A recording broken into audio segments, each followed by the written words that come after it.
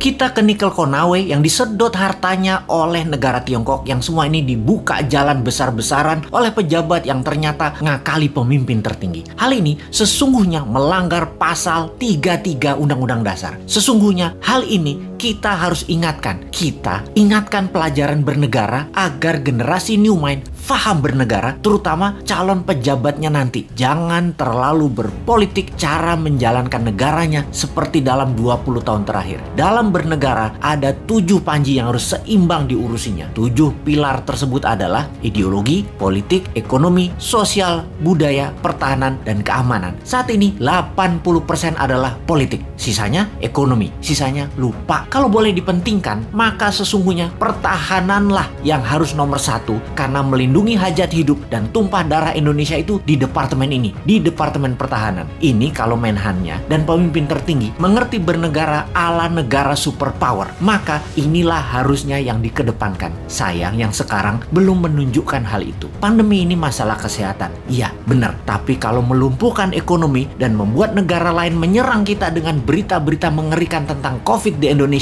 dan pemerintah saat ini tidak mengcounternya, ini menunjukkan lemahnya hubungan internasional dan pertahanan luar negeri Indonesia. Tidak ada counter propaganda di luar negerinya. Berita Indonesia demikian parahnya di luar negeri. Seakan pandemi di Indonesia itu paling parah, lebih parah dari India yang memapar hampir 30% manusia di India. Sementara di Indonesia itu hanya 10%-nya India, tapi citranya di luar negeri lebih parah. Itu saja contoh bagaimana bernegara Indonesia itu jago kandang, dan ini berbahaya. Itu nanti oleh New Mind tidak boleh terjadi lagi. Represif menekan itu jangan ke rakyat, tapi negara lain yang merugikan kita itu yang ditekan. Kembali ke negara berdaulat dan pejabatnya faham bernegara, maka setiap langkah harus menguntungkan masyarakat adalah wajib, serta melindungi tumpah darah Indonesia itu adalah wajib. Lalu kita semua tahu apa yang namanya nation interest. Setiap negara punya tujuan bernegaranya. Demikian juga negara besar seperti Tiongkok. Negara ini mau menantang Amerika sebagai New World Order, sebagai sheriffnya dunia. Di kampanyenya mereka selalu manis, tidak mau perang tapi maunya dagang. Dan ternyata dagangnya selalu menguntungkan Tiongkok lebih banyak dan mengambil bahan baku negara lain. Tetapi propagandanya manis, Tiongkok mau bantu, Tiongkok bantu. Sungguh,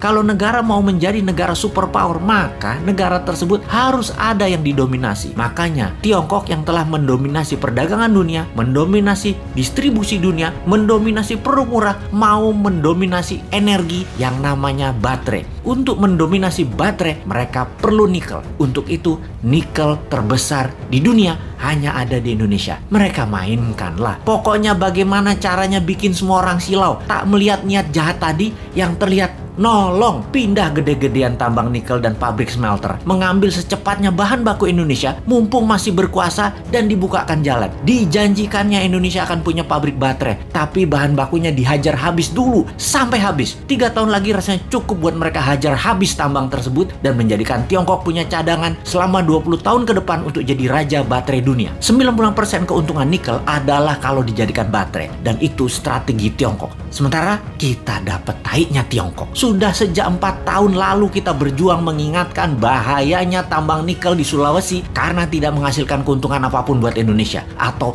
kurang menghasilkan keuntungan buat Indonesia. Buktinya kita masih ngutang bernegaranya. Sementara kalau nikel jadi baterai tanpa asing, maka hutang plus tidak ngutang lagi adalah sebuah kepastian. Oh lupa, doktrin di kepala para pejabat Indonesia saat ini kan, Indonesia tidak mampu berdiri sendiri tanpa asing. Wahai pejabat, realistiklah. Kalau nikel tambangnya membuat kita kaya, saat ini kita nggak ngutang lagi sekarang. Tetapi mengapa masih ngutang? Mengapa masih naikin pajak? Pejabat tertinggi, sadarlah. Pejabat-pejabat tadi berlindung di balik kebaikan Anda. Namun sesungguhnya kebijakan mereka membahayakan Indonesia, anak cucu Anda, dan anak cucu kita.